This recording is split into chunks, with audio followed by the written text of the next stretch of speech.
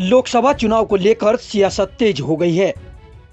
अलग अलग जातियों के लोग अपने लिए टिकट की मांग कर रहे हैं।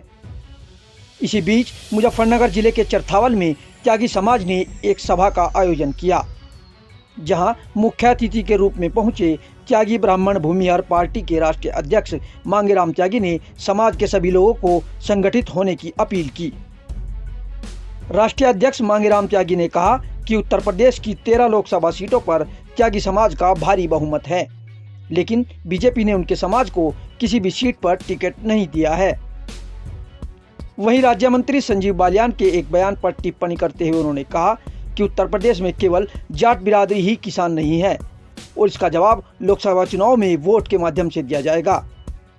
साथ ही बालियान को 2 दिनों का अल्टीमेटम देते हुए कहा कि या तो वे अपने ऊपर बैठे बीजेपी के वरिष्ठ लोगों से बात कर लें, नहीं तो 2 दिन बाद त्यागी समाज 13 सीटों पर अपने कैंडिडेट उतारेगा। चरथावल से संजीव कुमार की रिपोर्ट। आज 9 तारीख है और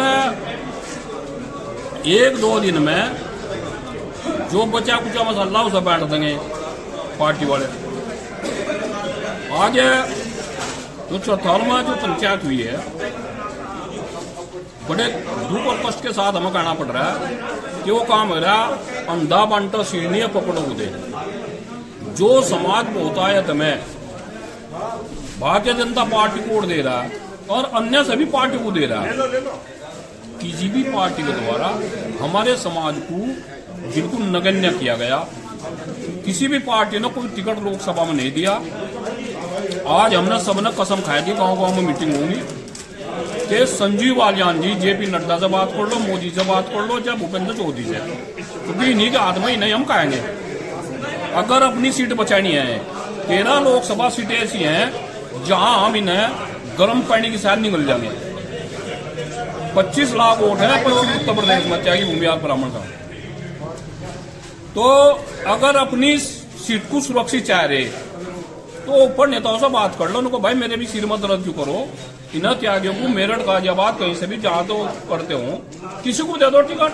अगर पार्टी कोई कैंडिडेट नहीं उतारती है तो फिर समाज क्या करेगा? समाज में बहुत हैं लड़के लड़ने को तैयार बैठे।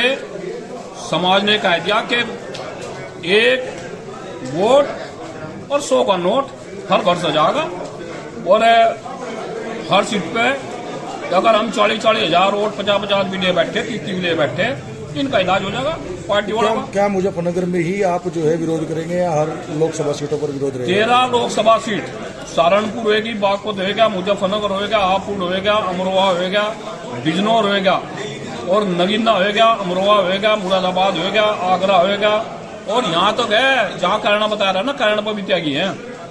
अरे लोकसभा के जो प्रत्याशी है संजीव बालियान जी, वो एक वीडियो में कह रहे हैं और एक समाज के युवक को धमका रहे हैं कि यहाँ संजीव बालियान बैठा है, उसके बारे में क्या कहेंगे? बस देखो, वो भी कहीं ना कहीं